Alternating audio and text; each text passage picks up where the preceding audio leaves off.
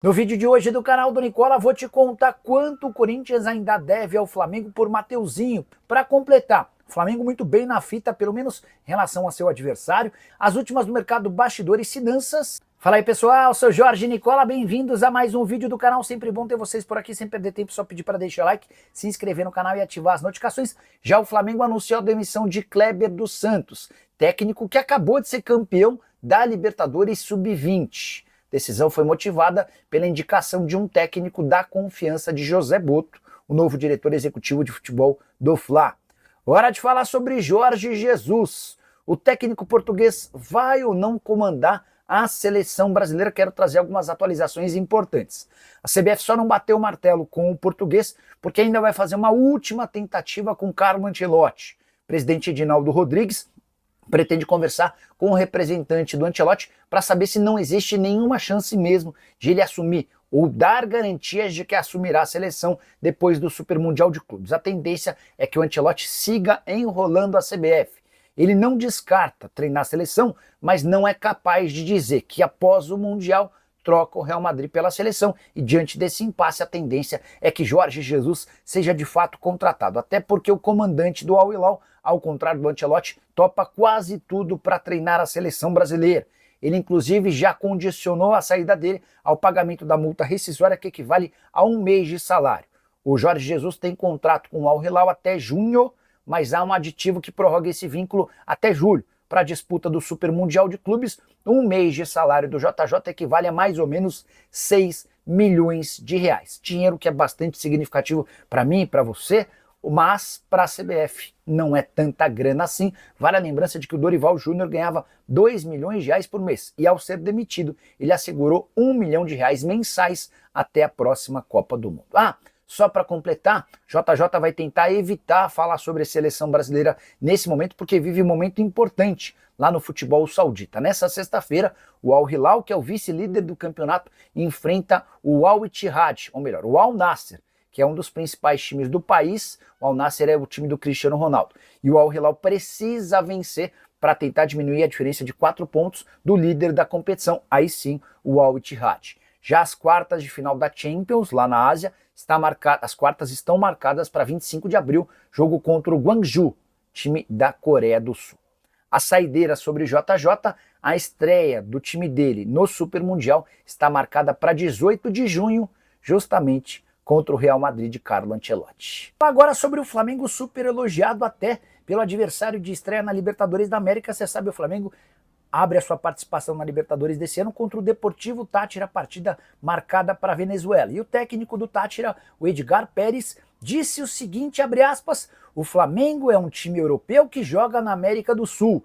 Ele se estruturou para ganhar sempre a Libertadores. Nós estamos nos preparando para tentar competir, fecha aspas. A pergunta que eu deixo para você, essa frase é correta? É justa? O Flamengo é hoje um time europeu jogando na América do Sul?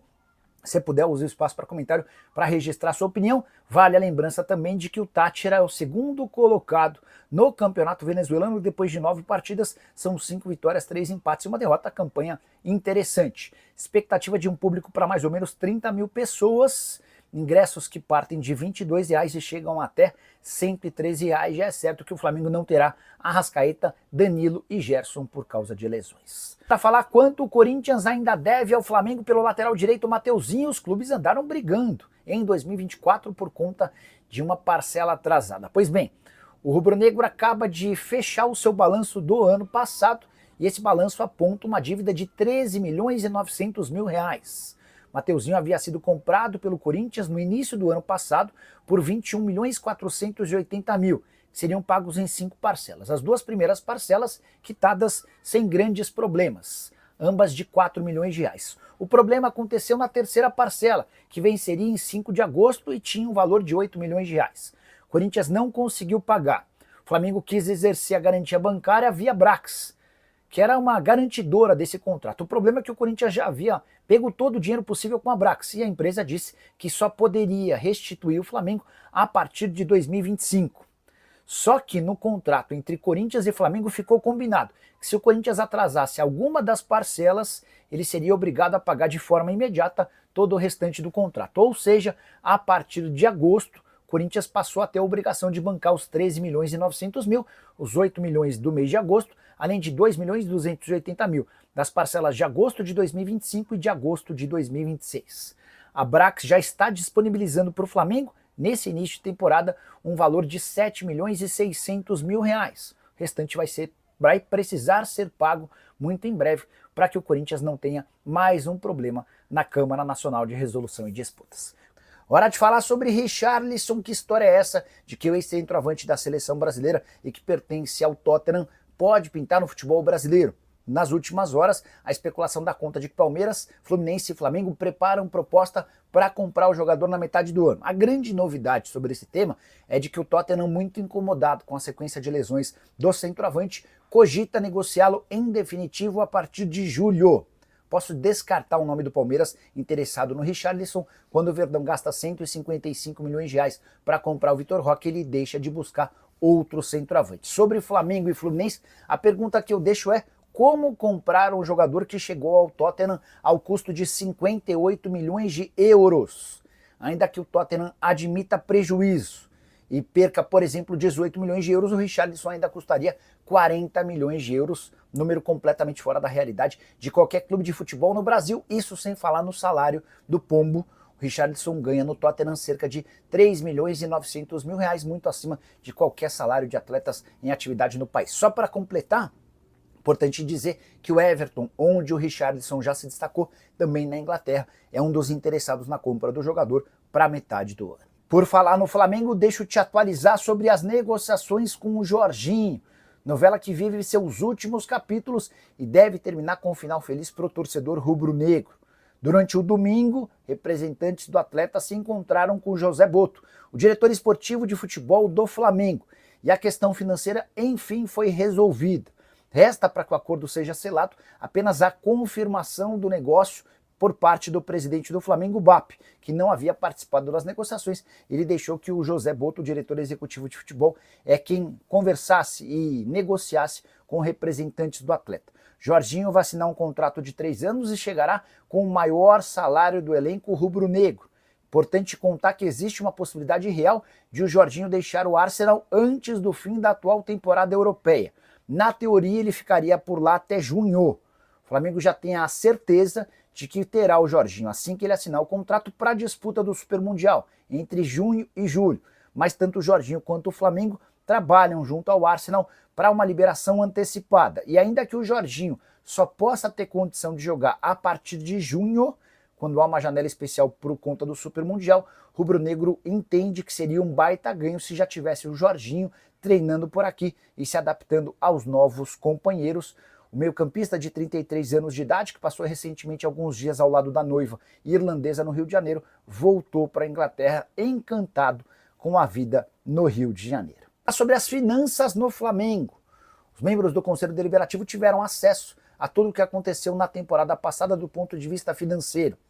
O Fla fechou 2024 com 1 bilhão 330 milhões de reais de receita. O número é significativo, mas é inferior ao de 2023, quando o Flamengo havia arrecadado 1 bilhão 440 milhões. Só a título de comparação, em 2022, 1 bilhão 290 milhões, todos os números bem acima de 1 bilhão e oscilando e variando pouco. Mas, porém, na temporada passada o Flamengo registrou prejuízo de 734 mil reais. A dívida líquida operacional também cresceu bastante. Ela foi para 327 milhões de reais, num acréscimo de 581% na comparação com o fim do ano de 2023. Os custos e despesas operacionais bateram recorde, foram de 935 milhões de reais no ano passado. Gastos com o terreno do gasômetro e contratações também influenciaram nos custos e num déficit que foi pequeno.